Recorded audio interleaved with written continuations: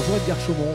Bonjour David. Vous êtes notre journaliste dans les rues du Festival of d'Avignon. Aujourd'hui, vous voulez nous parler de ce que l'on voit, j'en ai vu peut-être 100, 200 ou 500 aujourd'hui, ce sont les affiches. Ouais, t'en as sans doute vu plus même, parce que ce que je trouve vraiment intéressant avec les affiches, c'est ce qu'on voit en premier quand on arrive à Avignon, il y en a tellement, puis il y en a tellement dans les rues, sur les gouttières, un peu partout, qu'on finit par même plus les voir, elles font vraiment partie du décor. Et avec 1300 spectacles qui jouent au festival, c'est même plus un festival de théâtre, ça devient un petit peu un festival de l'affiche.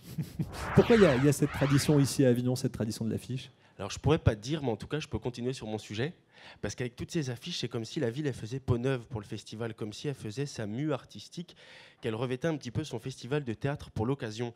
Ces affiches, elles volent, elles se détachent et finissent la plupart du temps dans les bennes des employés municipaux de la ville, mais sans savoir comment certaines attirent notre attention et nous trottent dans la tête comme une bonne musique. Qu'elles soient originales, simples ou iconoclastes, les affiches se supportent sur les murs, les lampadaires de la ville le temps du festival. Elles sont tributaires du temps et en cas d'orage, tout est à recommencer. On parle de l'autorisation de mettre ces affiches, de ces spécificités avignonnaises ?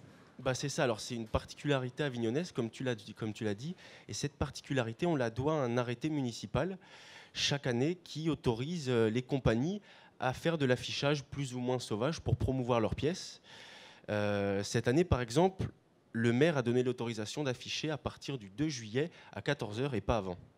Et le 2 juillet, il se passe quelque chose d'extraordinaire. Tout le monde est là avec son échelle, ses affiches, son couteau, son câble, sa corde. Et c'est une vraie ruée dans Avignon pour C'est ça, et ça fait vraiment partie même du folklore d'Avignon, comme tu le dis.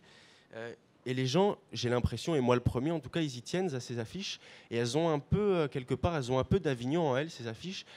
Et ça, on le remarque précisément à la fin du festival. Il y a beaucoup de gens qui repartent chez eux, on le voit avec en guise de souvenir un petit peu une ou deux affiches sous le bras.